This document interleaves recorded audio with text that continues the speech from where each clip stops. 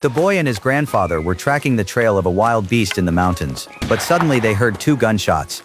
A mother sheep suddenly fell off the cliff to her death, leaving behind only a tiny lamb stranded halfway down the mountainside. Seeing this, Grandpa knew that without its mother during the summer, the lamb would have a hard time surviving, so he tied a rope around the boy, then lowered him down the cliff. After the boy placed the lamb into his backpack, he tugged on the rope to signal Grandpa to pull him back up. Just like that, they successfully rescued the lamb and planned to bring it home and raise it for a while. As soon as they got home, Grandpa found a ewe in their sheep pen. He let the ewe smell the lamb's scent to see whether she would accept the little lamb. After making sure the ewe had accepted it, the lamb began living in the sheep pen. Soon after, Grandpa Caesar prepared to round up the cattle. Because wild beasts had recently appeared and killed several sheep, he was worried the cattle might also be attacked. Meanwhile, the boy Seb went to help the woman who owned the bakery. But as Seb walked along the hillside, a filthy giant dog suddenly appeared. This dog was the very beast Caesar and the others kept talking about. The moment Seb saw the big dog, he knew this gentle-looking animal could not possibly be the beast that had killed the sheep.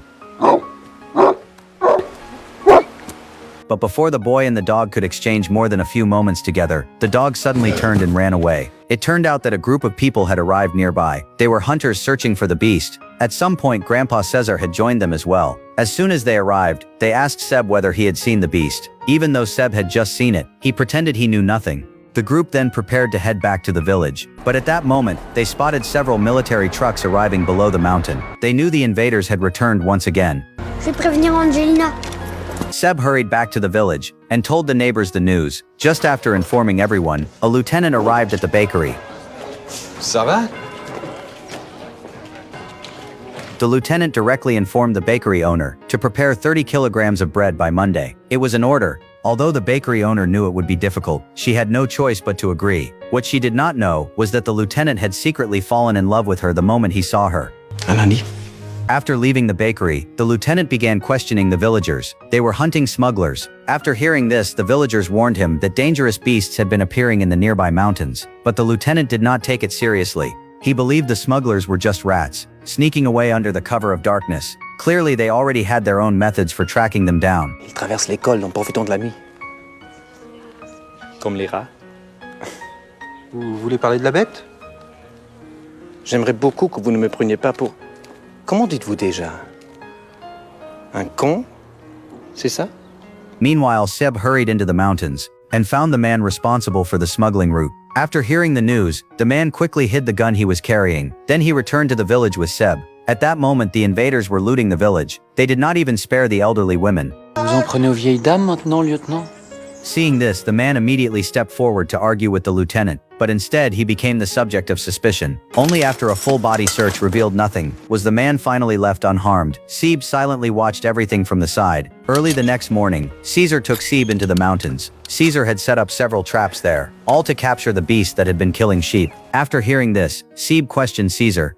Maybe the thing killing the sheep was not actually a beast, but Caesar firmly insisted it had to be the beast, and there was a reason they called that giant dog a beast. Long ago, a shepherd had raised a large dog to protect against wolves. At first, the dog had indeed been a huge help, but later the man stopped liking the dog, so he constantly beat and abused it. Eventually, the dog could not take it anymore and ran away. In the end, it became a stray dog, and in their eyes, it had become the beast. After hearing the story, Seb became fascinated. He secretly returned to the mountains alone once again, calling out for the big dog as he walked. He wanted to warn the dog about the trap Caesar had set. Surprisingly, after hearing him, the dog actually appeared. Seeing this, Seb carefully tried to pet the dog, but because it had been abused so often, the dog was terrified of human touch and quickly ran away. Meanwhile, it was time for the village to deliver the bread. The lieutenant arrived early with several soldiers to collect it. When he saw one of his men acting disrespectfully in front of the woman he admired, the lieutenant immediately felt embarrassed. Excusez-moi. Merci. After everything was packed up, he politely closed the bakery door, then elegantly tipped his hat and walked away. Not long afterward, Seb encountered the big dog in the wild again. This time, the dog did not run away from him. Seb once again said he had something important to tell the dog. Then, under Seb's guidance, the dog followed him to the place where Caesar had set the traps. To help the dog understand how dangerous the traps were, Seb picked up a rock and threw it into one of the traps. Exactement. T'as pas intérêt à t'approcher de ci. C'est dangereux. César, il en a mis tout autour. T'as pigé? The dog stared in complete shock, as if it finally understood how dangerous the place was. to make sure the dog would not fall into the traps. Seep even picked one up and let the dog smell it, so it could remember that familiar scent. That way, whenever it smelled that scent again, it would stay away from danger. Afterward, he brought the dog over to the sheep flock. Watching the dog calmly stay beside the sheep, Seep became even more convinced that the dog was not the killer. Ben je le savais, c'est pas toi qui les tues les moutons. Ça se peut pas.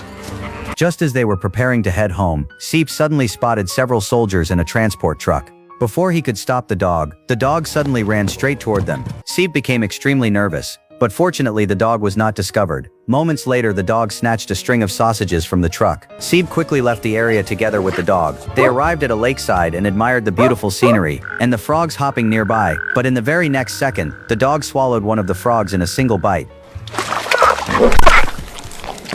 Oh non.